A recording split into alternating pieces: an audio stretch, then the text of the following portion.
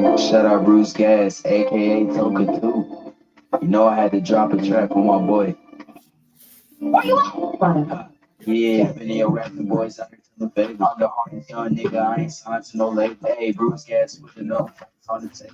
Calling that boss since Kane versus Abel. Smoking so much gas, you would think that shit was fake. People sample like Muhammad Ali. Shut up, Bruce Gas. One day we gon' meet. Yeah, we gon' blow it down. We gon' smoke hella weed. Yeah, we gon' blow it down. Take a hit out the Toka 2. Flipping hella shots. Feel like Tyson with the pink with little Glock on my side. But it hit just like Isaac Cruz. Shout out Mad Chat, real shit. That's my fucking dude.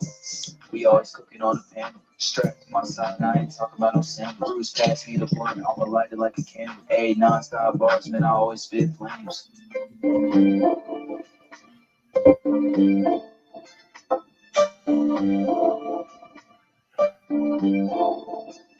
Feel like Bruce Gas always got a different strain. Bitch, you ain't like me, you can never feel my pain. You win and you lose, well, this a fight game. Don't beef on the net and the shit won't change. Said that on the street, gotta do it for the game. Said that on the street, gotta do it for the chat.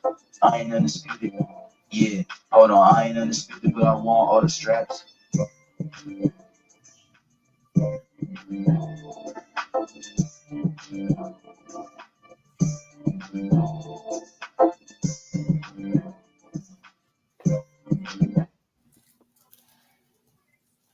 Salute, salute. Welcome to Skywalker Boxing. And Bruce Gas, Boxing, Jazz, and more is on the panel with me. How you doing, brother? Salute.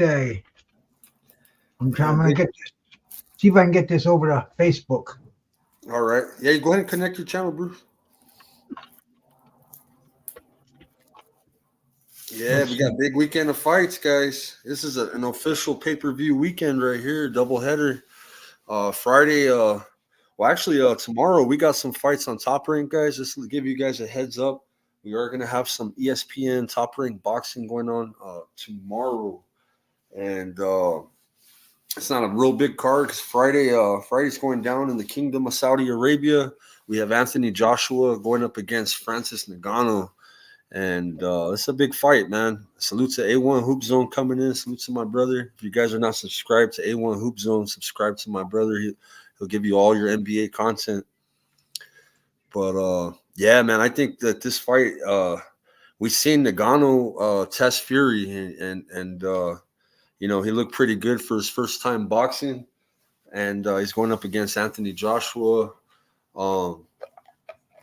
He gave Fury some problems, but I feel Fury wasn't training at all for that fight. He looked horrible. It looked like he had not one day in camp for that fight. And I think Joshua is ready for Ngannou. I think that Joshua, his experience will show in this fight, and I believe that Joshua will give Ngannou a boxing lesson. I believe. How do you feel about that fight, Bruce? Interesting fight, man. Interesting fight.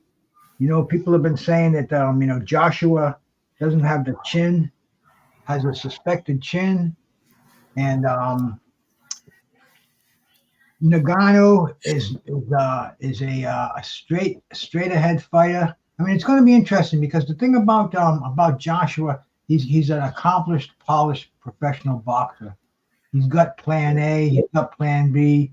He knows how to handle other opponents in the ring with just gloves on. When Ngannou is relatively new at boxing, where I don't think he has a plan B. If he gets in trouble and he goes on his back foot, I don't think he's going to be very effective. I mean, there's a lot of fighters like that. A lot of great fighters that are really good when they're moving forward. I mean, shit, man. Deontay Wilder, Julio Cesar Chavez. Right. I mean, once you back these guys up, they're not the same fighter. So I think what's going to happen is I think Joshua is going to really use that jab. He's going to use a punishing jab, and I'd say by the 6th or 7th round, I think Ngannou is going to start backing up, and that's when Joshua can unload the right hand. But the thing about Ngannou is you always got that puncher's chance, man. You never know when he could unload a big bomb like he did on Tyson Fury. And Joshua, he doesn't have the recuperative power that Tyson Fury has. So It's an interesting fight, bro. I'm looking forward to this fight, man. Anything can happen, Professional boxing, man. Right. Heavyweights. Yeah, baby. If Joshua gets touched, we know that Joshua is chinny. We all know that Joshua, he can be put down. And yeah, man, he's gotta stay protected. I believe that he's gonna come out and fight Ngannou like he did Andy Ruiz the second time, and just sticking the jab out like you said, working the jab, staying on the outside, staying away from that punishment, getting Ngannou tired. I feel like his experience is gonna prove that this is gonna show why boxers are better than MMA fighters, and I like Ngannou. I believe he has mad power, but a wise boxer. Which we seen Joshua go up against Ruiz the second time. He stayed on the outside, popped the jab. He stayed away from that power. I think the movement with Joshua and just the IQ, man, is gonna win this fight. Salute to Big Texas in the house, my brother, man. Big Texas, my brother. I hope it's not a fight. I hope it's not a repeat of that Andy Ruiz fight. That was a dull fight. Cool. Laurent, salute. Yeah, and you know what? There's somebody in the shadows in this fight in this fight card. I know we're going to talk about Zhang and Parker here in a second, but I want to bring up Ray Vargas, man. Ray Vargas, who lost to Oshaki Foster. He's going to be fighting. Let me see who he's going to be. I'm going to tell you his opponent right now. Bell, man. It's the undefeated cat. His name is Bell. Okay. Yeah. From the UK. Yeah. Ball, right? Ball. Yeah, I'm sorry. I say Bell. Yeah. Yeah. Yeah, he's going up against. Let me go to I got my picks in here. But I think he's going to fight to a decision. I think Ray Vargas, he hasn't had a knockout in I believe four years. So I think that he'll rebound on this fight. He's a good fighter. You see, he's going up against Nick Ball, 19-0 with 11 KOs, and this is for the WBC 126 title, and it is a title fight. So we got a WBC featherweight title fight. We got Joshua Francis main event. Then we got 12 rounds for the interim WBO heavyweight title. That's with Zhilei Zhang and Joseph Parker. So it is technically two title fights. Bruce, they have some more heavyweights on that card. Justice Hooney, he's an Australian. They got him on the card. Arena, the dude who fought Danny Dubois. Yeah, he's good, man, and that's kind of part of the Joseph Parker hype train. You know what I mean? All the Samoans, the Islanders, they love it, man. They're starting to have some good boxers in the mix. Salute to PGH Big Dog. Salute to Just Frank, Big Texas, Aguilar. Thank you guys for coming in. Let me know what you guys think about Friday, man. This is some mega fights Friday. This is a big fight weekend. And, yeah, man, it's going to be an interesting fight. We seen Fury tested, but Fury looked like shit. It looked like he didn't have one day in camp. Ngannou got the power, but, man, Joshua, he knows how to play it smart. We seen him play it smart with Ruiz the second time. That's my logic, man. He's gonna fight him like Andy Ruiz the second time. He's gonna be jabbing him. I don't know, man. I think Joshua is become more offensive. I think he kind of realizes that he's towards the tail end of his career, and he's got some big money fights to be made. I think he feels very comfortable in Saudi, in Riyadh. That's where he boxed Ruiz too. And I hope it doesn't turn into that kind of a fight, man. I really hope he takes it to Ngannou, and really turns it into a instead of just outboxing him. I want to see him beat him up. I want to see him use some offense, use those right hands on the outside, get him in some trouble. And this way it'll also, I don't know if he's going to do this, because it's going to give Ngannou a chance to sneak in a few bombs. And Ngannou, man, he looks like a fucking a huge fire hydrant. He's just solid. He's got no neck on him, and look, he's got functional strength. Where I think Joshua is more like a beach body kind of a strength, Right. I think when they get down and into the clinches, I think Ngannou is going to dominate in the strength department. So hey, it's just going to be a fun fight, and I'll be there, man. I'm looking forward to partying that whole day. That's going to be Yeah. I love these daytime cards that they're doing in Riyadh, because it gives us a chance to talk about them on Friday night. We can watch them on a Friday afternoon. I guess it's better on a Saturday. I don't know why they're doing that. Well, I think I know why they're doing it, because of a Ramadan fast that happens on Saturday, where it's not, it's for religious reasons. So we're not going to it's not going to be on a Saturday. So in fact, cats like you, man, you got to take the day out of work or what? What time is it going to be? The start time? Let's look at the start time. I'm going to give everybody the accurate start time. I'm sorry. For you, it's at 8:00 in the morning. It's that early, bro. Are you kidding me? No, I'm not kidding you, man. But you know what? There's an 85% chance of rain on Friday, and I might not be working. I thought about that. Fuck yes, bro. Yeah, it's gonna rain Friday night. I have my coworker right here. He's chill over here. He says, "Say what up to Bruce." So what's up, man? Salute, my brother. He's from out of town, man. He hangs off buildings and shit. He's chilling with me over here. You gotta go out there and rain dance that day, my man. Yeah. We're calling it Friday night, so he's out here to work. So shit, he's all about his money and shit. But shit, I'll take the deal. No, but that's really really crazy, where religion dictates, and there's a lot of people that aren't going to buy that fight because they have to work. I mean, obviously, we live in a fucking Monday through Friday 9 to 5 society. Yeah. And a lot of cats they just can't take the day off. So this is going to be tough time. No, but you know what? No, Bruce, it starts at 6 p.m. Eastern, bro. Or the main event is set for 6 p.m. Eastern. Yeah, no, this is early, bro. The card starts at 11. The pay-per-view in the East Coast starts at 11. Oh, okay. Yeah, I'm reading it now. Yeah, 10:20 Eastern. So now it starts at 10:20. Friday, March 8th, it's gonna be 4 p.m. in the UK, which is gonna. Oh, you're right, 11 a.m. Eastern. You're right. Main event ring walks approximately 5:50 p.m. Eastern. So that'll be 3:50 my time. So about all I know is, man, I'm gonna have to make sure I don't smoke too much, because I'm gonna be talking for that whole time, man. And when I do that, I usually get irritated around that 5-hour mark, man. My throat gets fucking shot. But hey, for the love of boxing, we're gonna maintain and we're gonna do it, my brother. Yeah, for sure. I gotta tell my wife, because she's already asking her coworker to cover her shift. I fucked up, and I thought it was 11 p.m. at night, not 11 a.m. I thought 11 Eastern that's 11 a.m., bro. No, it's I think they're doing this friendly for all us retired old men on the East Coast. They're making it really cool for us to watch boxing. Yeah. Salute to Cool Breeze coming in. Salute. Cool Breeze. Salute. Just Frank, my man. Yeah, Just Frank's in the house, man. He makes me laugh. He said he'll be inspecting the quality of the ring ladies. So it's gonna be good. I have a feeling. And you know what? I agree with you, Just Frank. Salute to my brother PGH Big Dog, man, coming in. Steelers season's over with, man. But you guys subscribe to him. He does some good Steeler content. If you guys like the Steelers, yeah.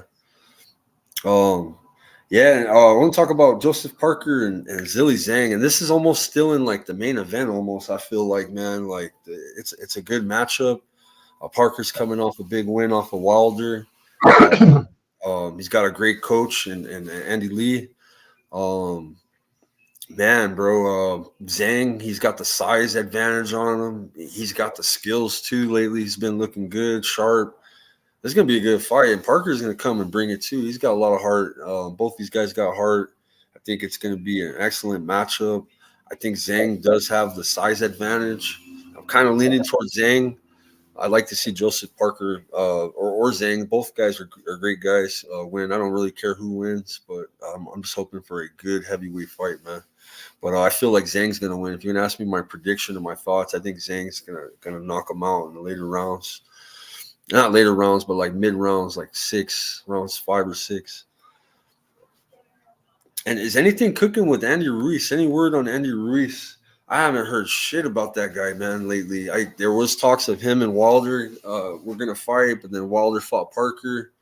So I have no clue what's going on with Andy. Listen, nugget here. I heard something in the rumble about Andy Ruiz and Wilder. I mean, it only makes sense because neither one of them are doing anything right now, and everybody else is tied up. I mean, we're gonna see fucking Big Baby Anderson tied up for a while. He's actually got a. We could talk about that for a little bit, man. I mean, it seems like the Big Baby name is almost cursed. It is. Both Big Babies are getting arrested after or he has an upcoming fight, and then Big Baby Miller got arrested after his Saudi fight. So yeah, it's like This is the sad state of a heavyweight American boxing, man. We don't have anybody in the heavyweight division that's going to win a title in the foreseeable future, bro. I mean, the heavyweights used to be an exclusive property of America, but not anymore, man. Big Baby Anderson, that was our hero. That's the guy we thought was going to come in and take over the division. And the dude, man, that's two arrests that he's had already in the past couple of months. Driving around fucked up with a gun in the car. He's leading the cops on a fucking 5-mile goose chase going 100 miles an hour, crashes it in the fucking median. I mean, what's the matter with this fucking guy? He's got a chance to become a multi-millionaire. Justin James, salute my brother. Salute to Justin James, salute brother, and salute to the Bud Files. He came in too. Salute to the Bud Files. Bud Files, my man. I was over there today checking out. He's doing the Alamo. Yeah, man, the whole family's cool, bro. I like you guys subscribe to the Bud Files, man. Awesome channel. Cool family. Very smart for like they're into cool shit, man. Yeah, man, check them out. But I forgot what I was saying. Man. Whenever we're talking about the Baby Millers, man, how they're fucking up, man, and they fucking up, man. He says that he's not in it for legacy, he's in it for money. Well, brother, this is your job. If you're in it for money, buckle down for fucking 5 years and make money. But nope, he's got to go out and he's got to go fucking crazy. He's got to have the state he's after him. He's got to get arrested. From what I understand, man, is that when he first got busted, I read that at the worst possible scenario could be 5 years if he was guilty for everything and didn't have any didn't do any pleading or anything like that. If he pled not guilty and they found him guilty, it would have been 5 years. But then I read another update where it's like a 3rd-degree felony, and it's not really a jailable offense. All he's going to do is lose his license for a few months and this and that. So I don't know what's going on, but man, I really hope that he can buckle down, because he didn't look so good against Charles Martin in his last fight. We got no, not Charles. Was it Charles Martin that he fought? Yeah.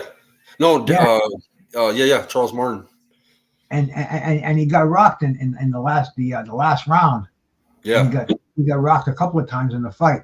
So I mean, he's got to come out here and he's got to prove against him. Yeah. To himself. He's got to make a statement. Go over to Saudi Arabia, man. Get in that mix. Fight some of those top fighters. But man, I think he's gonna fuck up, man. He looks like he's gonna do what so many boxers in the past have done, man. I mean, I can go through history. I can name you so many guys who had to go to jail and fucked up their career. Just since we've been watching boxing, I don't know if you remember Ike Iwabuchi. You remember that? Yeah. I remember him. Yeah. Oh, he could have been heavyweight champ of the world. He was incredible. He beat David Tua, Chris Bird. I mean, this guy was indestructible. Thank you. Salute to Demetrius in the house too. Demetrius, my brother, man. Absolutely, bro. Salute. But he fucked up, man. The demons got the best of him, and he just got out of jail, I think, a year ago, and was deported back to Nigeria, and he's sitting in Nigeria talking about a comeback. 54 years old, I mean, I've seen this happen so many times, and Anderson, he could overcome this. He could buckle down. He could get with a serious trainer, and put his nose to the grindstone. Do like the crazy Mike Tyson did, man. Fucking. In fact, today's the day that Tyson made his professional debut. Right. 1985. Yeah, I seen that video clip. He's a fucking monster. Yeah. They were like, the whole heavyweight division. Even Tim Witherspoon was talking about that back then when Mike Tyson debuted, or they were hearing rumors of him already and shit. They were like, man, we don't want to fight this motherfucker. Yeah. Mike Yep. was the beast, man. That's one of my favorite fighters of all time, man. I grew up in the Mike Tyson era. You know, Bruce can go. He remembers my uncle's era, which was a badass era too. But I remember the late '80s, early '90s, and mid '90s. You know what I mean? I remember him getting out of jail, all that shit, man. He was cool, man. Like I always got respect for Mike, even though he fucked up and he did some things. He was always real with this shit. He was never fake. He's never, he was always just a real person. You know what I mean? And, he was always himself. He never tried to be fake. A lot of these stars, when they become famous, they turn fake. You know what I'm saying? Like, well, look what Ryan Garcia has been doing lately, Bruce. Have you seen the shit he's been posting, bro? It's off the wall, weird shit, like immature shit. Well, It's to sell the fight. I understand that, and it's creating us talking about it. That's what he wants, And yeah, he's doing the right thing by doing that. But the shit's a little off the wall, bro. You know what I mean? He's talking about 666 kids getting raped in front of him witnessing. You know what I'm saying? All sorts of shit, the Illuminati, and what do you think about that, Bruce? Well, I'll tell you what it is, bro, and we can start with the reason that the fight was moved from Las Vegas to New York, and Ryan, when you heard that, because I heard they got some really good weed shops in there, because Ryan is a chronic weed smoker, bro. Ryan likes his reefer, and he smokes like we do, bro. And see, in New York, first of all, in Las Vegas, they don't test for THC in the urine. It's not even an issue because it's legal. In New York, it's also legal, but the New York State Athletic Commission, they not only test for THC, but they test for your levels, and they have a cutoff mark, which is 150 nanograms per milliliter, which they define as a borderline addict, a habitual user. Yeah. And the thing is, they can avoid the fight, a no contest, and they can fine them big bucks if they decide to activate this clause in the New York State Athletic Commission bylaws. Now, Ryan hears that. First thing he says, I'm going to quit smoking pot. The fight's not for a month away. But the thing is, man, he's such a heavy pot smoker, that's fucking with his head. Yeah. I mean, reefer will give you a psychological addiction, not a physical addiction. But for a weak guy like Ryan, and I say weak because me myself, I'm a seasoned veteran. I've overcome heroin, alcohol, cocaine, pills, all that shit, man. That's real addiction. That's when you really have to go through some fucking changes. But Ryan's gone through that with the reefer. He's gone on all these crazy rants. But is he a smoker like us, bro? I never known him. I never thought that, bro. I've always known. I never knew he was a pothead until now. I never knew. And I don't really take everything he says for real, though. You know what I mean? I'm like, I don't know, man. It's his fucking. It's his weaning off the weed that's talking. His fucking chromosomes are going crazy. He can't handle it in his mind. And Ryan's a guy that talks a lot, so he's just talking all kind of bullshit. He's calling up fucking the crazy club that he belongs to, where they had all those cats in the chat room. And you can watch all Ryan's videos. He's off the wall. Some weird off the wall shit lately, bro. And he's fucking wacko. Shit, bro, it's crazy, huh? So, have you ever in your life seen a boxing match where they say, we've got a standby fighter in case?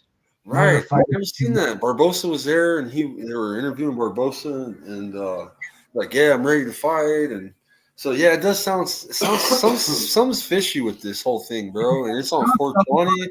It's on 420. Are they like testing out a new way to marketing boxing to like a new fan base, you think? Well, whatever they're doing, I think it's got Ryan all fucked up.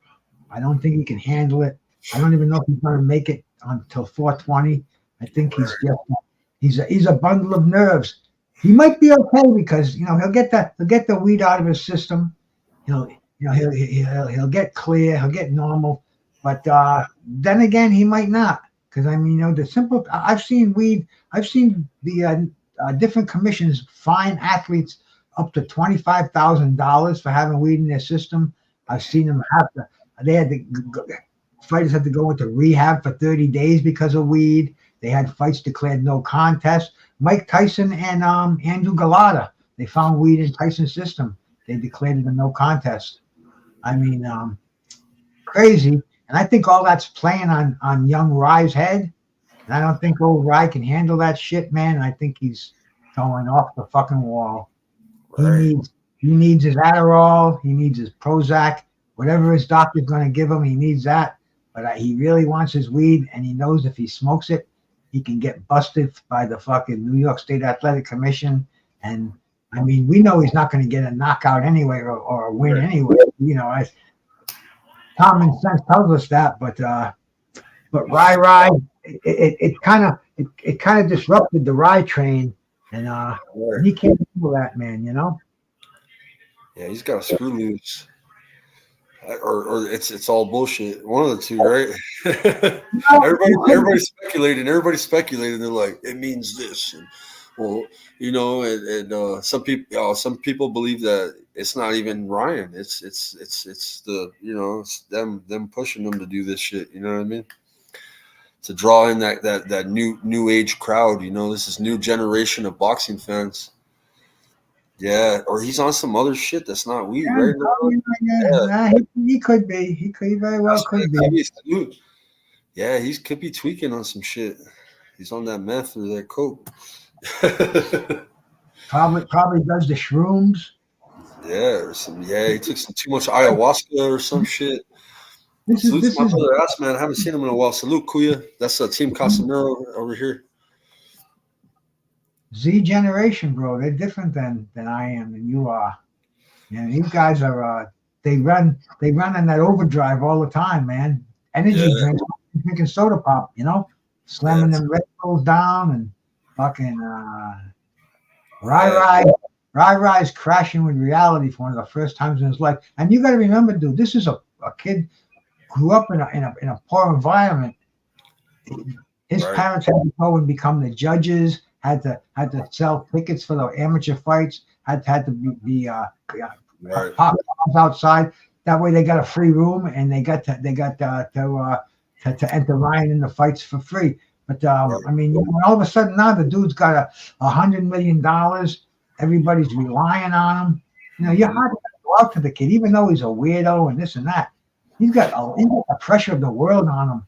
He fucks up. His whole family is back on welfare and I'm just saying, he's got a lot of pressure on his shoulders, and I think that's getting the best of him, and especially the fact that he's got to quit the weed now too. So, and that's you know how much we love it. If all of a sudden you couldn't smoke the weed no more, what are you gonna?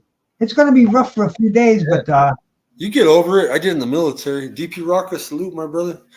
Well, I did in the military, bro. I didn't have no, like, how you say it? When I got out, I'm like, I'm free. I don't get drug tested. And let me smoke a joint. And I enjoyed it, bro. And I was like, fuck, this shit bringing me back to high school. So I've been smoking weed ever since I got out of the service. And it's legal, and everything's cool now. You don't have to hide that shit. But yeah, in the military, they test you, like you said, with nanograms and all that, bro. And if like you get called into the first sergeant's office and your nanogram level is above that, like you said, because they could tell if you're at a party and you took a hit, and they could tell like that you just took a hit, or if you fucking smoke like the whole weekend. You know what I mean? They could tell that shit, bro. Yeah. It's not like a positive and a negative. Yeah, you can tell the truth to the first sergeant and be like, man, I fucked up. I smoked like a big old sack of weed the whole weekend. And that's better to do it like that versus be like, oh, first sergeant, I just took one hit. This girl forced me to take a hit. And then when the nanograms come back and you done lied, that's more shit on you. I don't know if Ryan would be able to handle that, man. I don't think he's got no margin to go. I don't think he's a smoker like us, dog. I don't know. Because it would be exposed because he's kind of one of those TMZ where the paparazzi follows him around. He's got a vape pen in his pocket. Yeah, they at all. take pictures of him. I've never seen him smoking weed until He recently. admits it. He got a vape pen in his pocket at all times. He's always puffing, bro. Yeah, I think so. I don't know for sure. I'm just saying, you know, they say it takes one to know one, and I'm one, and I know one.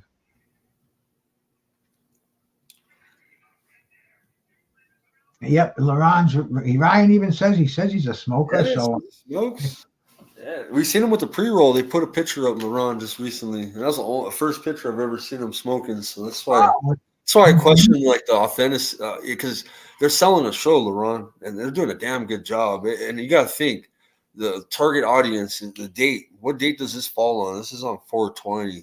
Stoners, but you got older stoners, but people that celebrate 420, they're like it's like the hip crowd, you know what I mean? You don't have like a lot of older potheads that really care about. They just smoke weed every day. They don't give a fuck about a day, you know what I mean? And yeah, man, this is to target the different audience, bro. It's to bring in the new generation. They paint their fucking nails. They wear their hair different. They put fucking piercings to their fucking nose from here to here. You know what I mean? It's the new generation. You got I got coworkers that look different, and it's like that's their style. These are kids, you know. So they did that in my generation and your generation too. Kind of. My generation was sagging jeans. I was in that Mexican area, so we were like some cholo shit, bro. Like Dickies, Ben Davis, Nike Cortez. I used to have a big belt with the fucking weed plant on it and shit. Oh, you know what I mean? I was a thug, bro. The Lokes. I wear Lokes still. And it's a different style, bro. Like I'm from West Texas on the border of Mexico, so it's more of a cholo style when I was growing up. Baggy pants and shit. If you're a skater, you wore Jinkos and shit, right? Yeah, and it's right. It's more common now, LeBron. It's like weed is more accessible. You can go to the store and buy it, and a lot of people smoke, bro. It's like it's more common. A lot of people got vapes and shit. You always see people hitting their vape pens and shit. Going into places and like, oh, that motherfucker smokes. In fact, I've been charging mine. I got my wife's, and I'm smoking all the shit. Because my bong clogged up on me. The thing about this one, I told my wife's. I feel bad. She's at work right now, probably all pissed. I got her pen right now. This one clogs up on me, man. When I between uses, and it's funny. I get my wife. I say, "Baby, come here. I want you to suck on this for me. Click open up." She come right in and do it, man. She suck a fucking chrome off a fucking trailer hitch ball like that. Yeah, in the wintertime, Bruce, they freeze up and shit, and they're hard to fucking take a rip, man. They're trying to take a rip for like 2-3 minutes, trying to heat that fucker up. Wintertime, they suck on the winter, huh? Yeah. You're like, fuck, this shit's frozen.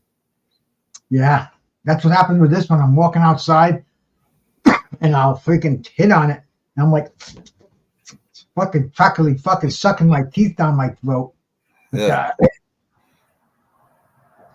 Too much shit for Bruce. He's TMI.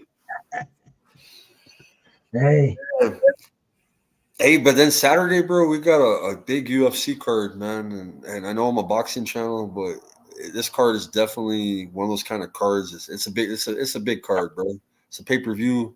Sean O'Malley, he's a fun fighter. The one with the pink hair, pink dress. You know what I'm talking about, Bruce? He's fighting a guy named Vera, and the whole card's stacked. They got a lot of good fighters. So, yeah, UFC is doing their shit. And I'm glad they're doing it on Saturday, not at the same time as a big pay-per-view event that we're going to have on Friday. You know what I'm saying? So, and, man, you guys make sure, hey, this is a reminder. A lot of people don't know. This shit's starting at 11 a.m. Eastern Friday. So if you have to work, like maybe call in. It's gonna hurt the pay-per-view sales, man. And plus, people who buy about the pay-per-view sales though. They're Saudis. They already got money. It's for them. Dude, I mean, the pay-per-view on this is like half the price of most of the pay-per-views. It's only $40 compared to usually it's $80. I mean, To me, me, I'm a streamer. I'm not ashamed of it, man. I think pay-per-view is killing boxing. The cats I used to know that I could go talk boxing with them anytime. They don't know anything about boxing now because they can't afford to be boxing fans anymore. Right. And they're not computer savvy. They don't even know nothing about pro box and shit like that, man. You know, they're still living in the HBO, ESPN, and USA boxing days. So they're not even fans anymore. So you know, I mean, but getting back to the pay-per-view, how come they're only charging $40 and PBC charges $80? What the fuck? Are you serious? Same quality, same quality card. You know, sometimes that happens. I've seen that before. I've seen it where Fight TV will have it cheaper, and then fucking PBC or somebody else will have it. You know what I mean? At the Zone will have it. Golden Boy, sometimes they'll charge more than what PBC might charge, like $5 more, but you get the DAZN subscription with it. Some bullshit. Maybe that $80. I don't know. Does it get you a fucking badass subscription with all their fights with Amazon or what? that crazy ass Vic Glazer, he's saying the other day, "Oh, you gotta buy the apps. You gotta buy the apps, or you're gonna miss boxing. You're not gonna be able to watch boxing without the apps." I never bought a fucking app in my life, and I never miss any boxing. I just go to the streaming sites, man. Every time I turn around, somebody's sending me a new one. I must have 10 of them in my freaking on my favorite page thing. So it's like boxing's got to smarten up, man. Yeah. You know? But still, it still doesn't answer the question. Why are the Saudis only charging $40 where PBC would charge $80 for the same quality? Makes no sense, you know? It don't. I don't think the Saudis really care about the money. That's the point too. That really, I mean, it's if you really think about it, bro, it's for them, Bruce, and that's why they don't be. You know, you think, oh, why don't they hype these events up even more and all this shit? And it's like they don't care about that. It's not to make money for them. It's for their entertainment. They got the money. You know what I mean? Dante Max, salute, brother. Yo. Yeah, man, thank you, bro. Yeah, I go live on Sunday nights, Dante Mac. We always do our Sunday show. I haven't been doing anything during the week, bro. So I appreciate that, man. I was feeling froggy tonight.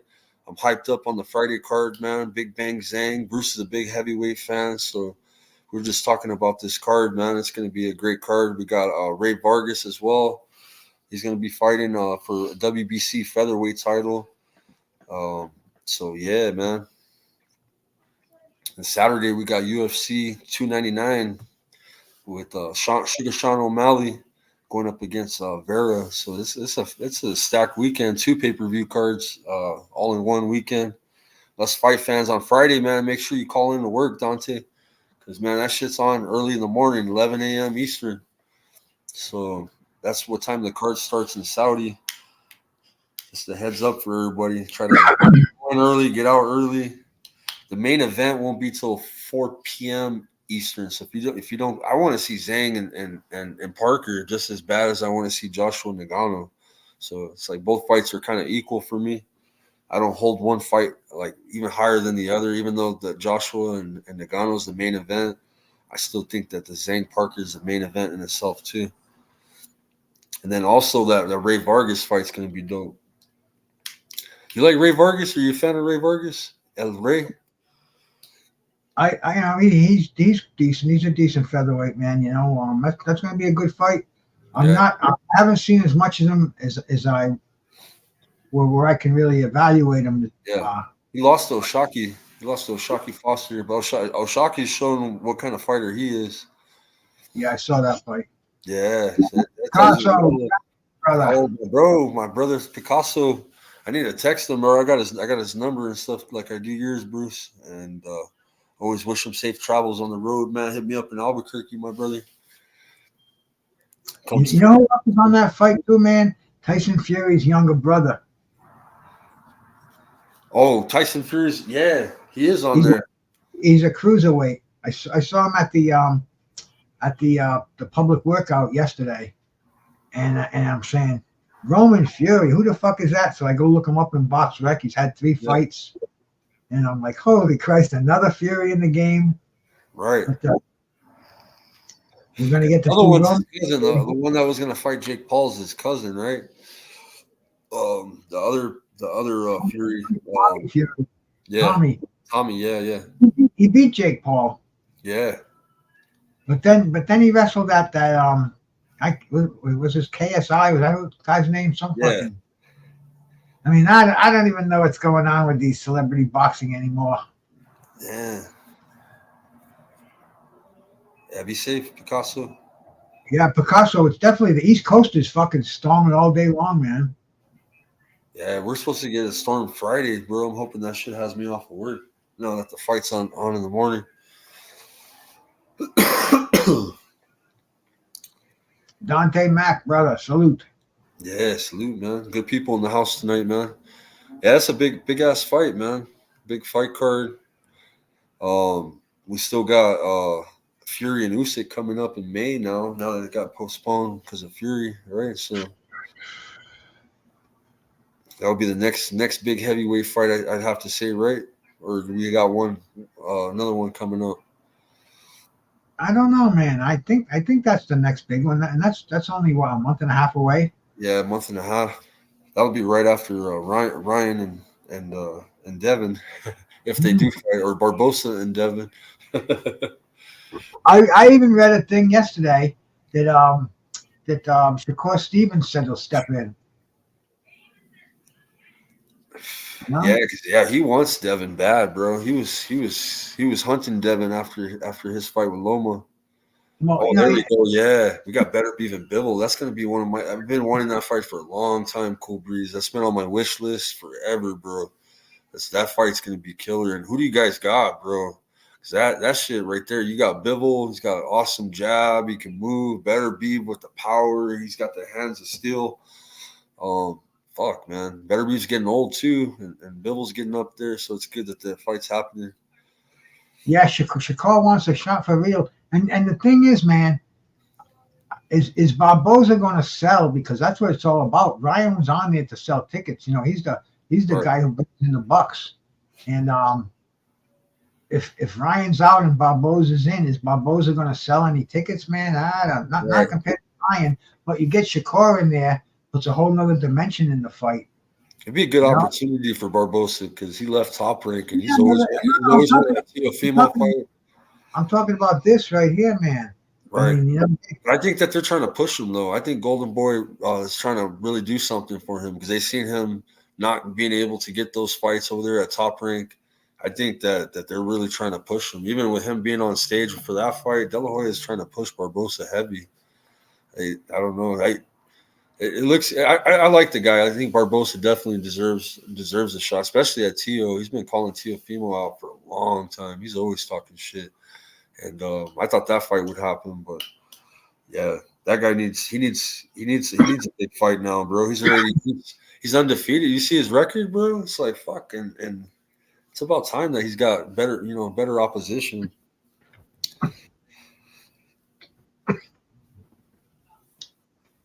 If you're a boxing fan, then you know who Barbosa is. If you're a casual, then you don't fucking know who he is. And you're right. He ain't going to really put asses in the seat, right? Right. In fact, I think if he goes in there now, people are going to want their money back. A lot of people. They're going to want to.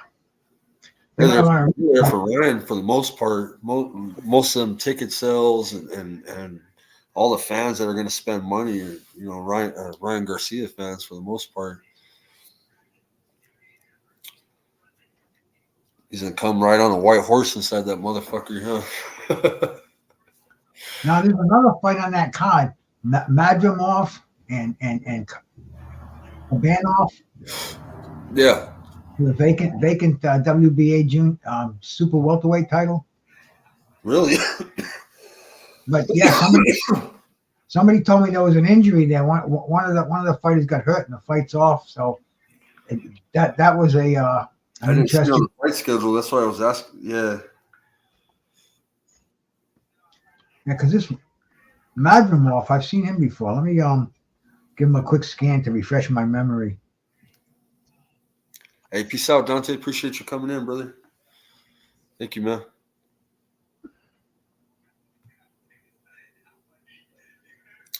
Yeah. Oh, that's another. Did you see that video, Bruce?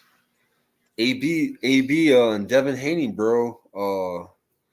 Fucking or Bill Haney and AB were going at it heavy, and Bill Haney's like, I'm gonna have my son whoop your fucking ass, and like, and AB's talking a lot of shit about Devin, bro. To Bill, and Bill and him were going at it pretty heavy. There's a video out, bro. You got to check it out. It's pretty funny. Who? Bill Haney, and Adrian Broner going at it. Oh yeah, I heard that, man. And that all goes back to that crazy sparring session that was released too. Yeah, because they released him getting worked by Tank. Yeah. Yeah. That's crazy, man. You know, I don't know what it was. Almost 10 years ago. Right. Fucking Haney was 17 years old. And I don't think he was anything. He was not like the 17-year-old Wilfred Benitez, who won his title today on this day in 1976. His first world title at 17. Imagine that. That's like unheard of. Can you imagine any boxer today winning the title at 17, bro? That's like fucking ridiculous, man. That's fucking crazy. 17. I was showing my coworker videos on Salvador Sanchez today. And he's Mexicano. He likes his Mexican fighters, bro. And I'm like, bro, this is one of the best, bro. If you wouldn't have, what I mean, if you would have lived longer, man, he would, have been. I mean, he's still known as one of the greatest. You know what I mean? But I can hear the rain coming down right now like crazy, man. Got a heavy downpour. No wonder my dog. See, he knows. He wanted to go out earlier. I just, just before the show, he wanted to go out and do his thing. And he must have known, because usually he doesn't bug me till about an hour from now. And man, it's downpouring now, and I'm looking at the forecast, and it just says rain, probably all night until tomorrow. Yeah. It kind of sucks. Hey, Vince got a fight coming up. Yeah, he got it for sure, though. He's got a fight coming up, I think soon, man. Like May, I believe. But it's a big fight. He's gonna be fighting. I think it's on. He's gonna be fighting. It's for like an eliminator or something like that. But I don't know if it's for his, because he's got a belt. He's got a Pacific Asian flyweight belt. So I don't know if it's for his WBO or his IBF. Then it's like an eliminator for him too. Yeah, Facebook is coming in.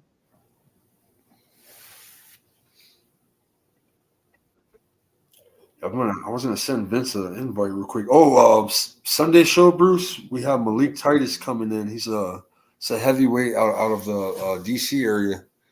Man, I wish the show started an hour later, man. I like doing that shit with them old guys.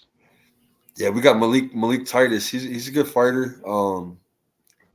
Yeah, Tim Tszyu and Thurman's also coming up too, man. That fight, Thurman's talking mad shit like he did to Pacquiao. Yeah, let's see if he can back it up against. I think Tim Tszyu's gonna fuck him up. That's my opinion, guys. Thurman, yeah, he's committed for his working out now, but it's like, man, that dude's took vacation time. I don't think he's the same Thurman, man. I give him his respect. He's a former champion, you know what I'm saying? And he's one time, but man, Tim Tszyu is gonna fuck him up. I really believe that. I think this is gonna be bad for Keith. Oh, Keefy Poo. I think so, man. I like that card though, bro. I think it's gonna be Tim Tszyu off. Yeah, you don't talk shit to Tim Tszyu. You just keep your mouth shut with Tim Tszyu. And Broner, he never liked it to the body anyway. I think Tim Tszyu is probably hitting the heavy bag, extra heavy. I think he's going to zero in on that body. But it's going to be in the whole card, man. Rolly and Pitbull on the undercard. That's stirring up a lot of conversation. And then, what's his name, man? The fucking Leaning Tower. Sebastian Fundora. Sebastian Fundora, he's fighting for I thought it was for the vacant for the title that they stripped Charlo from. But I heard it's just for the interim WBC interim.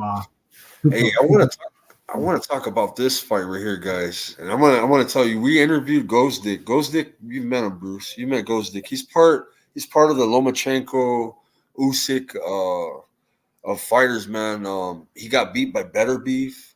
That's his only loss. Okay. You don't remember interviewing him with me?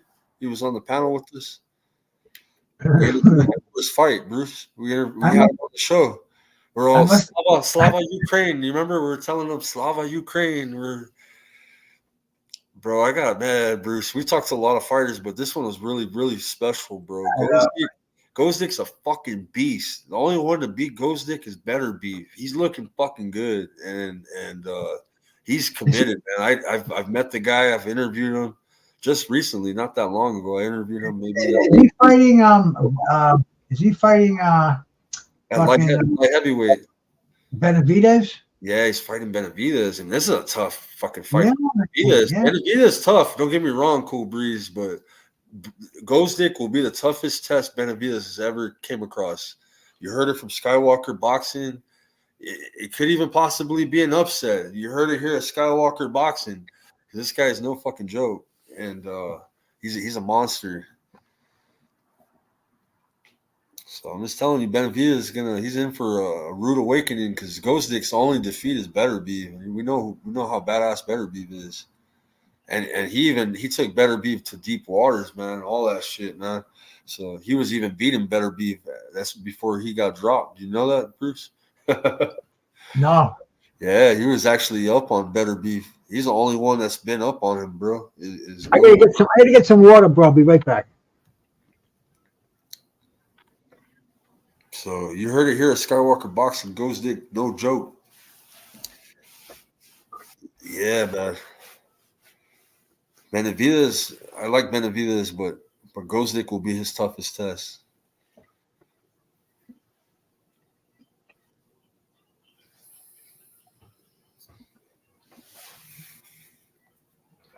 And Keith's gonna shock the world.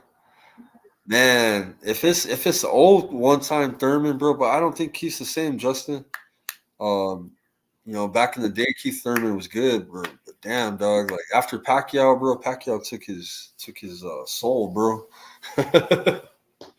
Yeah, you know how I look at this fight?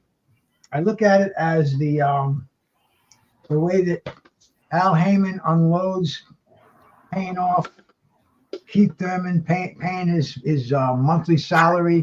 He's got a chance to get him in a money fight, and that'll get him out of his contract if he loses the fight. And I think this is like a fire sale where Al Heyman just want to put something on, get rid of him, make some dough, and also we're gonna have the United States debut of Tim Tszyu, so that makes it a very interesting fight. But I think Tim Tszyu is going to beat him up. Right. I don't think it's going to be pretty.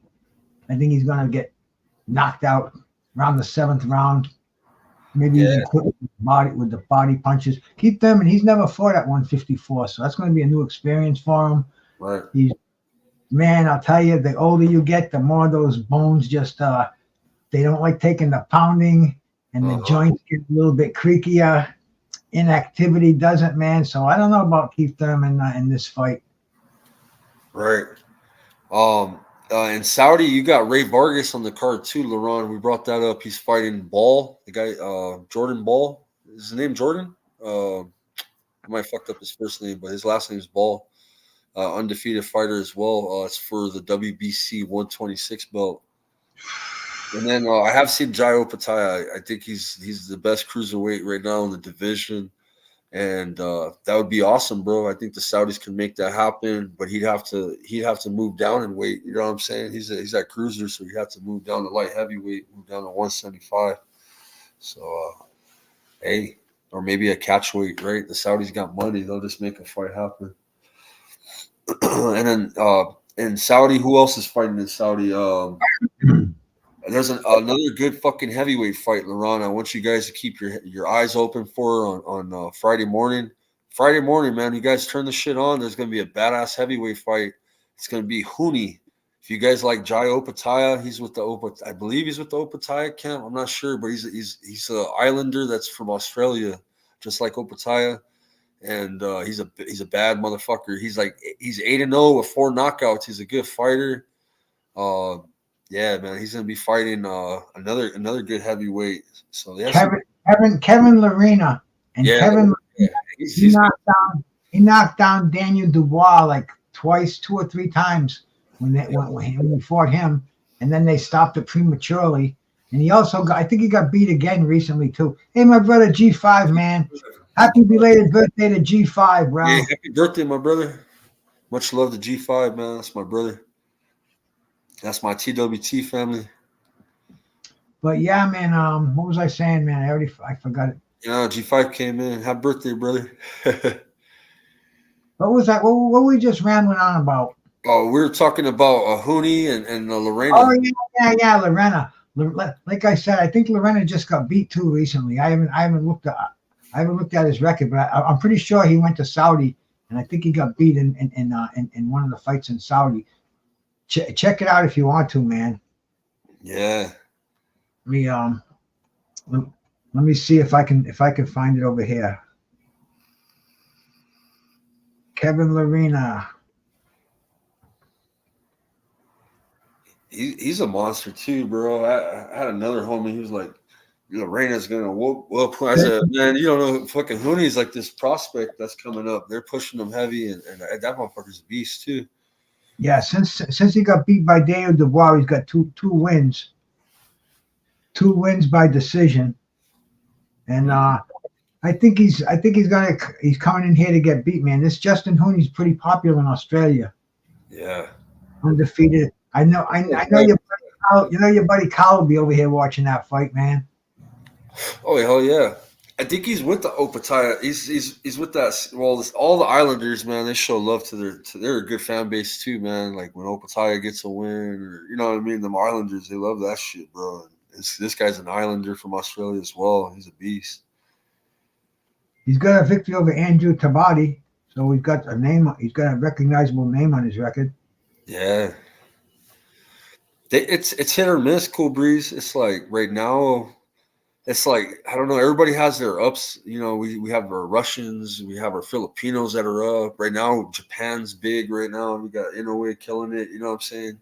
UK, unfortunately, lately, you know, it hasn't been the greatest, man. You know what I mean? Like a lot of PEDs. You always hear PEDs when you hear. Take Ben for instance, man. Conor Ben. You know, he had to come to the United States because he's got the PED charges lingering over him in the UK, and he didn't look good when he came here. We saw him a couple of weeks ago. He looked very mediocre when he came in and fought. Some decent opposition. So, yeah, you know, the UK fighters, they have to come prove themselves again on a worldwide audience, and a lot of them are falling short when they do. So that's kind of, yeah, you know, and like I said, Conor Ben was a perfect example, man. After we saw him, who did he fight? I don't even remember, but yeah. It was funny because it was during the day in Las Vegas, which was so they could get a UK audience to watch it. Right. So you know the business of boxing, as weird as it is, but the fighters of the UK, they have to come here and prove themselves, man.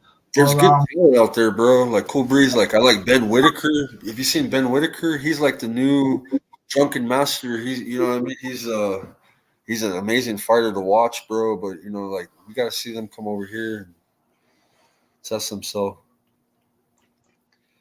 Because right now it seems like nobody wants to go over there. What's the point of going over there and shit, right? nobody has nothing right now that nobody wants. There's they gotta come out here. But there is talent out there, huh, Bruce? Who's your favorite UK fighter right now? If you were to pick one right now that you enjoy watching, you like Conor Ben or what about what's his name? I like him, bro. What the fuck? He beat Mick Conlon, Lee Wood. You know, guys like Lee Wood? Yeah. Yeah, Richard Rica Ford, he's a cruiserweight welder from UK. Yeah, I've seen him before, bro. I've seen the scene. Yeah. It's too bad that Joe Joyce is fighting again, man. He was one of my favorites there before he got beat by Zhilei Zhang the first time. I was hoping that he'd get a crack at the title just because he was just had the power, had the chin like an anvil, and it kind of all went down the tube. But he's in an upcoming fight too, man. He's fighting. Let me see if I can go. I'll have to go find it here. But I know I saw him on the schedule. He's fighting some guy named Cash Ali. Yeah. This on March 16th, so that's only a week away too, man. So this we're gonna see Joe Joyce in a comeback. And how's this Cash Ali, bro? Do you know anything about him? Cash Ali? Yeah. No. I know like Ramla Ali, and I don't know. I know Cash Flow Diaz, but not Cash Ali. Yeah, no, he's a heavyweight. He's been around. I'm looking at his record now. He's 21-2. He's never been knocked out. Yeah, Cash with the K. Yeah, Cash with a K. And let's see, man. Anybody on his record that we have heard of? He's 21. Kolowski. I think I've heard his name mentioned before. But then again, maybe I haven't. So really, man, I mean, this guy's look at his record now. It's not good. It's a bunch of fed people. It's a built record. A built up record. On who? Cash Ali? Yeah. Yes, sir. He's a big guy. He probably fucks people up, but the people he's fighting are 14-7, 9-11, 16-23, 1-2, 1-0, 0-3, 3-15. You know what I mean? Like nobody has substance, bro. 20-9. Somebody told me the other day, man, Oscar De La Hoya is the only fighter in history who never fought a fighter with a losing record. He's the only champion in boxing history that never fought a fighter with a losing record, and that's interesting, because we're looking at Cash Ali's record here, man. He's got guys with fucking 2 wins, 36 losses, 8 wins, 16 losses. Right. David Price, that was a good name on his record. He got disqualified against him. Yeah. And I mean, he's fighting guys with 4-23, fucking just 9-11, just kind of embarrassing records. But I got to give De La Hoya credit. He's never fought a fighter with a losing record, and that's big to say in this day and age, Yeah. I was looking at my uncle's record, and they kind of fed him some people in the beginning, but man, he fought some of the fucking good names in the sport, man. I was tripping out, like just going through the list of his box rec, It's like, damn. He fought everybody, bro. Yeah. But he had to get there though. That's the thing though. Like I think some fighters are built though, like they have some fighter, like I liked what they were doing with Steph Fulton, like before he got beat with Anyway. If you look at Steph Fulton's record, nothing but undefeated fight. They're like, we're building them tough, like he fought everybody tough. Cool boy Steph. They were doing that with him. I like that. That you gotta have connections. You gotta be. You gotta, like my uncle when he started, he fought. I'm going to his box rec. In 1972, April 17th. Oh shit! He started his first fight was with the fighter that was 7-0. Shit. So for the first fucking fight, bro, he KO'd him in the fifth round, a fifth of the sixth round, a 7-0 fighter, my uncle. But then he went on the second fight, he fought an 0-2 fighter, KO'd him in the first. You know what I mean? Ruben Correa, 9-15. No, my uncle did good, 5-2. Count how many times he fought in a year. Fuck, let me see. The most, 1972. Holy shit, man. Damn, my uncle went hard in 72. You're gonna freak out, Bruce. One, Well, two, I got to freak out, man. I was good. one, That's two, what they used to do back then, man. That's that's kind of the norm if you want he to. fought 15 times in 1972. Hmm.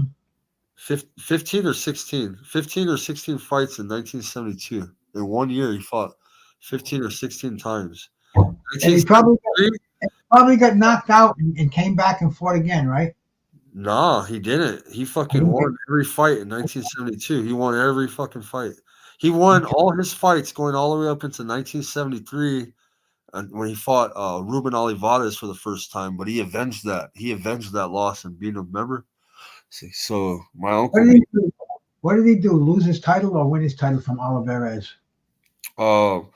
there was some kind of Chuchu Castillo was the break, Bruce. I remember that, and that's in movies and everything. Because thing is, Yeah. Chuchu Castillo was like he was famous in that area, right? Or you know what I mean, or not in the area, but I don't know. That was like a big fight. It was in Inglewood, right? LA. It's like everybody in LA went to that fight, and it was a good fight. Castillo was down twice in the 10th round, it says, and he got famous off that fight right there, and. Ruben Olivares, or I don't know. No, 1972 he got his title though. It was against fuck, I don't even know. Let me see, I'll find it. 72 he got his first title against I think it was Ray Echevarria, I think. But Okay, no, let it's me not. go to his record here, man. Now that we're talking about the guys who I watched, I got to refresh my memory and go back here into the legendary Box Rec and get rid of these ads. Yeah, man, he went undefeated until he fought Ruben Olivares. Yeah, that was a North American Boxing Federation featherweight title in 1973. And then after that, man, he went undefeated till he fought Ruben Olivares again, and that was for a world title. And he got beaten his first attempt at a world title. No, he won a world. He won. Arthur Meccano won Yeah, the Vegas title, that was his first title, yeah. and he defended it once against Jesus Estrada, and he lost to Ruben Olivares, who he had lost to earlier. So Ruben Olivares kind of had his number. Yeah, And after Phil Clemente, I remember that fight. Rafael Bazooka Limon. He lost to Rafael Limon the first time they fought. Went on another winning streak. Just kept chalking up victories, man. He finally beat Ruben Olivares, man, in the trilogy. Yeah, 77. On decision, yep, in 77. Yeah, Arturo was 82-8. That was his box rec then. 82-8. That's crazy, huh? And Arturo Leon, I've seen him fight before. I saw him fight against Alexis Arguello. He lost to Arturo Leon. Yeah. Split. Did he ever have a rematch with him? I don't know, man. We'll have to keep going. No, he never did. Shik Fukuyama. He was a former world champion, man. Yeah, he did. No, I take that back. He did. What the fuck? Okay, let's see. The draw with Limon. Got beat by Arguello. That was on national television. I remember that one. And let's see. Did he have the rematch? That's when he fought Cornelius. He did. In 82, he had the rematch with Leon. Okay, man. Yeah, he lost to Cornelius Boza Edwards. He was kind of like on an up and down streak there in the early 80s, man, in 80 and 81. Yeah, 82 was his year. 82 was his year. Came back. He beat Arturo Leon in a rematch, unanimous decision. The best fight ever. Yeah, that's what I saw that one, man, sitting in my living room, bro. It was in December, fucking snowing outside. Yeah, he became the champ again. Oh, unbelievable, man. Fucking come from behind. And then Boom Boom fucked him up, and that was after killing Dooku Kim. Knocked my uncle out in the 3rd round. But in the meantime, man, he had a defense against Cornelius Boza Edwards, who beat him the first time. Yeah. And this time he beat Boza Edwards, man. That was fight of the year, 83. And he was the underdog. Incredible fight, bro. And that fight with Mancini, that was sad, man. That was he was too small. He was too old. Mancini was just too much for him. Beat the shit out of him, knocked him out in 3 rounds, and after that he just went on meaningless fights. Fighting in California. Career winning though. Yeah, no, he kept winning, but the beating that he took, man, he was he was a fucking vegetable. He was fucked up, man. He won those fights on just his ability, just his heart. But the Arturo Frias fight, I was fucking around my TV. We didn't have any cable, but I got this channel. I got this channel, the Spanish channel coming in. Yeah. And it had Arturo Frias and Bobby Chacon. I'm like, holy shit. I thought Frias was going to beat him because Frias, a former lightweight champion. I thought he'd be too much for Bobby. But nope, Bobby Chacon knocked him out, man. I'm like, whoa, all right, wow. And that's kind of the last I saw of him fighting live. Yeah. He fought at 30. Do you know who Rafael Solis is? He's a 30-4 fighter. He knocked him out. So I didn't see that fight. I read about it in the mags, but Rafael Solis was a pretty good fighter. I think he might have been a world champ. I'm not sure. Yeah. He ended he beat a debut fighter right after that, and then he fought a 6-12. So that tells you that was the end right there, Let's check out Rafael Solis to see if he was a world champion. WBC World Super Featherweight. Now he got beat by Camacho for that. Yeah, he was. You gotta see the rise of Camacho, huh, Bruce? Fuck, he's a bad fucker. And Rafael Solis never won a world title. He got beat for Camacho, but for the super featherweight, man, that's the 130 pound. Camacho was incredible back then, man. Oh yeah, man. I talked to his kid too, Hector Camacho Jr. Oh yeah, you had an interview with him, but that dude Camacho was the fucking man back in the old days, huh? You would love talking to his son. His son loves the weed, bro. He's such a fucking advocate of it, man. He's got a dispensary. Now he doesn't have a dispensary, but he has his own strain that's in the dispensary, and he's an advocate for it. He talks about the healing properties. He talks about the terpenes, all the fucking the goodness of the THC and the different byproducts. And I mean, he's a total advocate for the weed. We talked about it on the show because I always see him. Whenever I see him doing his shows, he's always puffing on a joint or hitting on the vape or something. Yeah. Yeah, Does he act like his dad? Is he macho? Yeah. He has had over 60 fights in his career, 60 professional fights in his own right, man. Yeah, that's good. He fought for a world title, but hey, shit. Not everybody becomes a world champion, bro. Yeah, salute to Lewis Jones coming in. And you heard of Curtis Coates, welterweight champion? Oh yeah. I heard Picasso speak on him before too. He used to train in the same gym as Picasso. Yeah, I remember him telling me that too. But you have any stories about him, or? No, I just remember seeing him in the 70s. Reading about him. He was. I think he briefly held the title.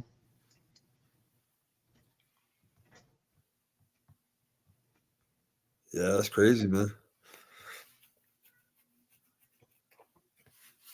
Who's your favorite boxer in the 80s, Bruce? Like, as far as like, who's your number one fighter that you always got hyped up to see? Did you have one? No, not man. It's funny, but one of my favorite boxers back in the 80s was Tim Witherspoon. And then when I got to meet the guy, it's like, whoa.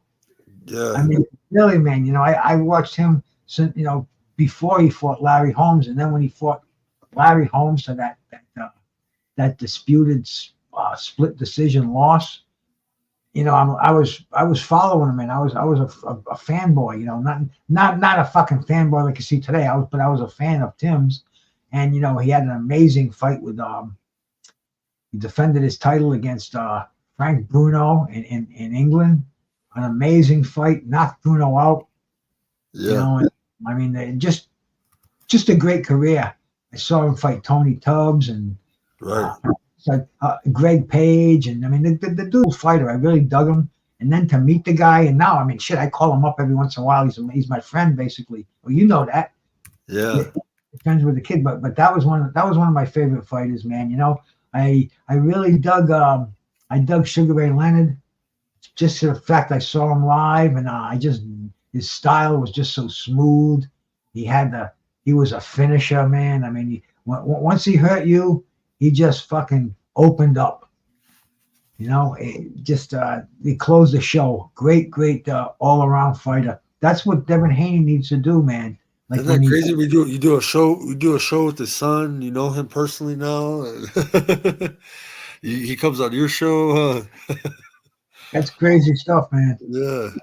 But yeah, That's like Nonito, bro. When I met Nonito, I mean, I've been following Nonito's career, bro, like for the longest, bro. I remember him upsetting Montiel, and you know what I mean. I remember his rise, bro, and I remember him in the military, like even like you know back in the military. That's how long I've been watching Nonito, man. So to actually meet him and hang out with him, go to a fight, you know what I mean? That shit's cool as fuck, man. Oh yeah. I mean, I want to puff some weed with Mike Tyson, man. That's my dream, Bruce. Fuck, man. Hang out with Tyson, go on his podcast, smoke some weed. I keep talking about it. He'll eventually hear about it. We get millions and millions of people that watch these shows.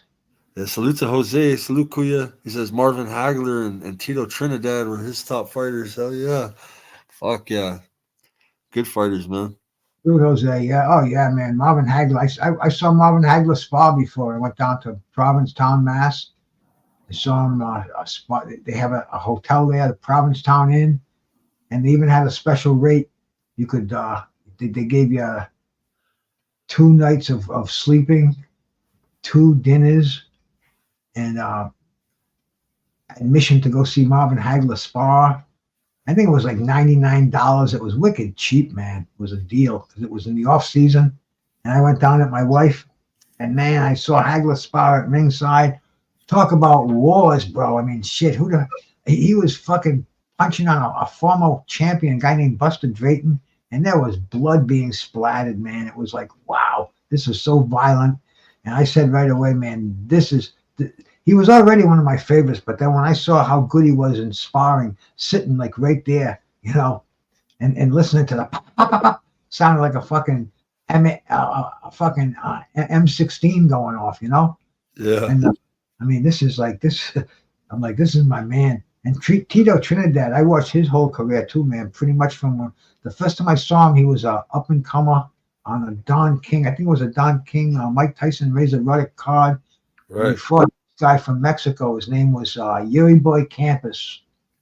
Yeah. He had an amazing record. It was like 99 victories and 2 defeats. It was like fucking crazy. He used to wear these antlers. He'd come in the ring. Yeah. He knocked Tito Trinidad down too early in the fight because Trinidad, man, he had terrible balance. You know his about him. But he got back up and he did it in this fight. He knocked out Campos, and after that, man, he just kept on winning. Yeah, I remember when he beat De La Hoya. I remember that growing up. I remember the Pernell Whitaker fight. The Roy Jones, man. Bernard Hopkins, yeah, he lost the beat. That was when B-Hop became the oldest champion, right? Over when he beat him. Yeah. He broke a record and shit. He was what, fucking 47 was a champion or what? He won the WBA middleweight title off this guy named William Joppy. And you know Big Dose, Chop Shop? Yeah. He interviewed William Joppy. I think it was like on Saturday night or something like that. It was tough because it was like right before the fight started. But I caught the interview, and it's good to go check out too because Tito Trinidad was accused of not loading his gloves, but putting like this kind of a powder in there where once it got wet, it turned to a plaster Paris. Oh shit! Once it got wet and dried off, it became like a brick. And he beat the shit out of William Joppy that night. And people even said, he had something in his. Don King had those gloves with plaster Paris, and Joppy Big Dose asked him about it in the interview, and he said, "Oh yeah, man." He says those stories are true. He says, you know, he found the wraps afterwards, and they were like rocks, but you know they were. It was a new issue. Don King controlled the whole scene, and Yeah. it's just a cool interview. But he's one of those cats who crossed paths with Tito Trinidad. He was a fighter, bro. Tito is a fighter. Remember, we're talking about someone that fought everyone. He was a fighter that fought everyone. Oh yeah, Fuck, you're talking about a record right there. Shit. Yeah, man. he was something else, bro. Yeah, well, Leonard versus Lalon. That was a fun fight, man. Sugar Ray was coming out of about a 3-year retirement or something, man.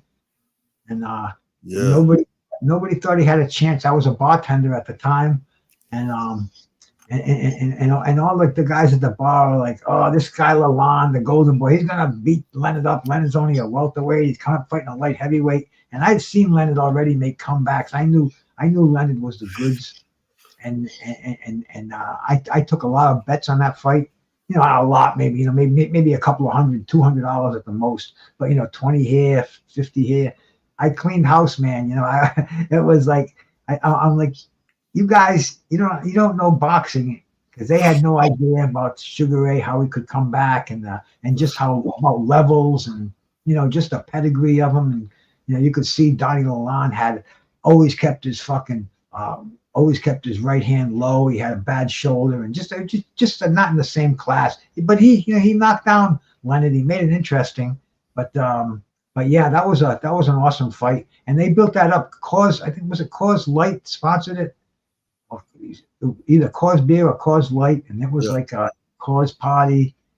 Real cool time. It was on during the week too. It was like I think it was on a Monday night, so it was definitely an event, not on a Saturday night. I know that for a fact. And yeah, man. Leonard and Lalonde, that was fire. Oh yeah. There's a Panamanian fighter fighting that. I was looking. I don't know. He's a prospect coming up. I think he's on one of these cards. And I was thinking, when you say Sugar Ray Leonard, I'm thinking Roberto Duran. You know what I mean? And there's a Panamanian fighter coming up. He's on the Saudi card. Trying to think of his name. Let me go to my predictions real quick. On the fight this weekend. Yeah, it's because I do that fantasy boxing prediction league, and yeah. I study the fighters, man. I have to pull their box recs, and then sometimes I'll look at film. I'm not heavy, and I'm not like deep. Remy cleans house with that league, doesn't he? Yeah, but he researched shit, and that's what I've been trying to do a little more of. But because sometimes you know what I mean, you can't really look at a box rec and you gotta like go look at these last person's fights, see if they got momentum going into these fights, you know what I mean, or they're on a win streak. No, there's a fight tomorrow night too. Yeah, there is. Tomorrow we got ESPN Plus. We got Stephen Butler and Steve Rolls. We got 10-round middleweights. That might be interesting. Yeah, Stephen Butler, bro. Yeah, Steve Rolls, bro. I think he fought Berlanga. Triple G. Yeah. Steve Rolls fought everybody, man.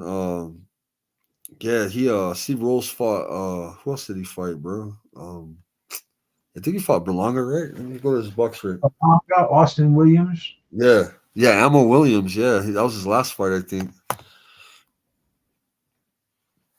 And then you got Osleys Iglesias. He's a prospect, 9-0, 8 KOs, going up against Marcelo Coceres, 32-6, 18 KO, 12-round super middleweights. I don't know the full fight card, but those are a couple fights that I was picking from.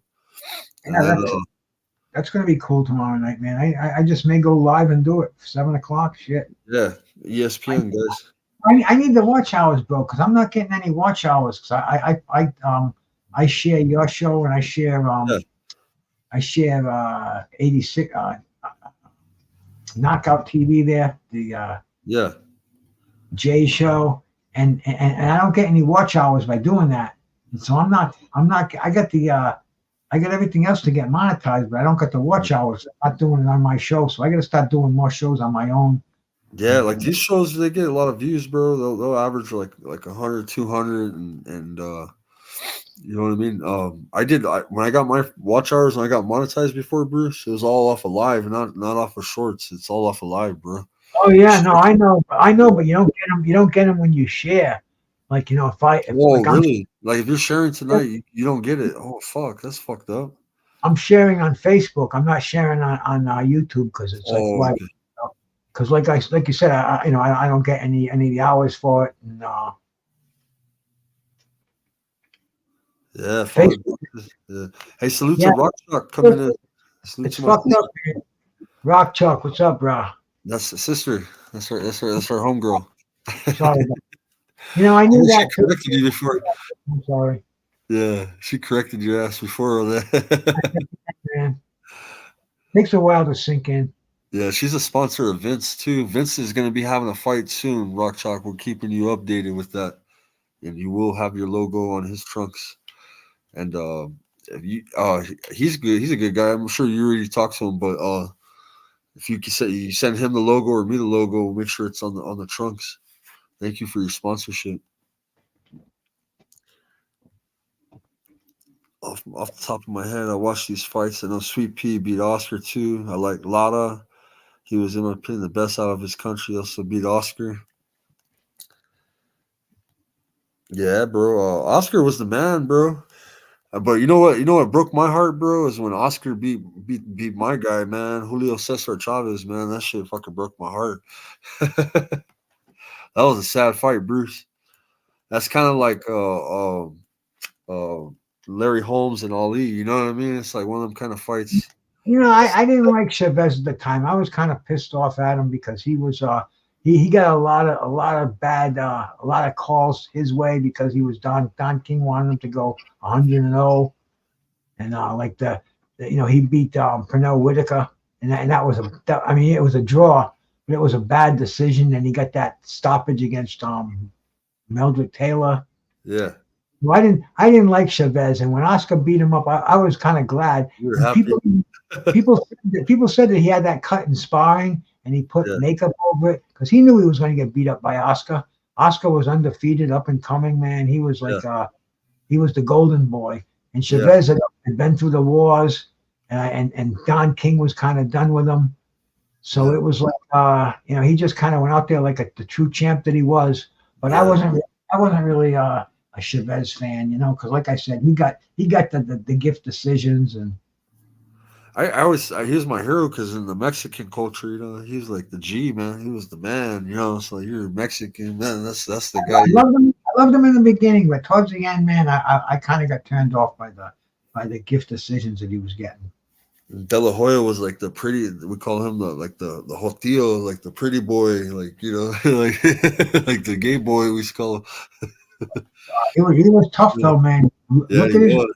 Yeah, he had the pretty looks. That's why all the guys used to hate on him yeah. back in the day. Hey, his first marriage was to my dentist's daughter. Nice. He was in my town for before when he got married. He was there for just for weekends and stuff like that. But I never saw him. But yeah, he married what's her name, man? Um, Molik. Ah, fuck, man. I can't even think of the broad's name. But anyway, man, that was his first wife. Yeah, his new wife. What do you think about her, man?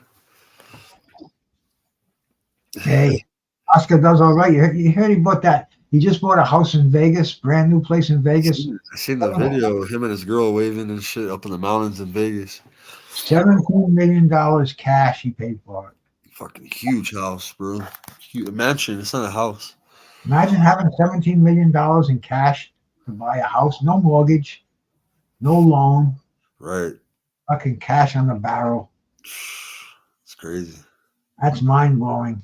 Oscar does all right for himself, man. Yeah, I he don't know did. why he likes to wear those fucking fishnets and dresses though. That's weird. Right. I guess he likes to do that Kokala and that's it, man. He's He off like. on. Hey, did you see his facial expression when they brought up cocaine at the press conference? Oh, He made a fucking face. It was hilarious because they're zooming in on Oscar when Devin's accusing Ryan of using cocaine. It's like, man, you're on. Oscar made a face like, oh, like like this shit was hilarious. no, I didn't pay attention to it, bro. Yeah, he made a face when they accused Ryan of coke. So I don't know if he's guilty. He made that guilty face, man. We know he likes it. Uh,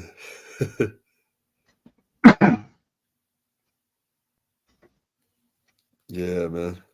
But shit, Bruce, I'm probably gonna end it, man. I gotta wake up early tomorrow. I thought it was cool, man. We were live. We're live for an hour and a half, man. Shit, it's good.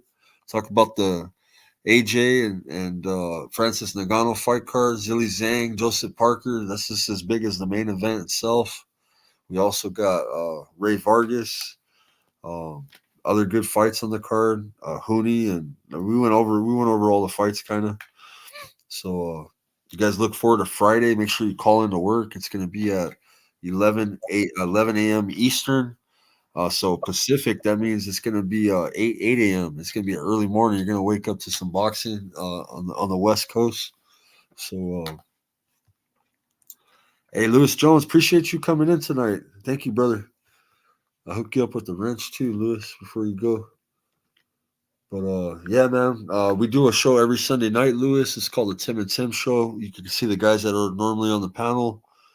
Bruce Gass, Boxing Jazz and More. He has a channel. Make sure you subscribe to Bruce Gass. He's just live on his Facebook right now, but he's got a YouTube channel. Check him out. Great channel. He does. He's a boxing historian, man. He knows all the fights from the 80s and 70s. He could tell you what he was doing on that day. Oh, shucks. Yeah. And he likes to define marijuana and jazz music. And Lance Meyer house. I can't argue with that definition of myself. Yeah, yeah. Me, I hang off of buildings and I talk my boxing. Yeah. Yeah. I'm calling in Friday, Lance, for sure. Make sure you guys call in Friday. So, Get your excuse ready. So you got diarrhea. You guys ate some bad food. You got the shits. You come in. But much love to everybody. Go check the show out, man. We were just chopping it up, talking that boxing. But much love to everybody. Thank you guys. Thank you, Jose, Lance, Justin James, Picasso. Appreciate everybody coming in. Thank you, the new viewer, Lewis Jones, coming in.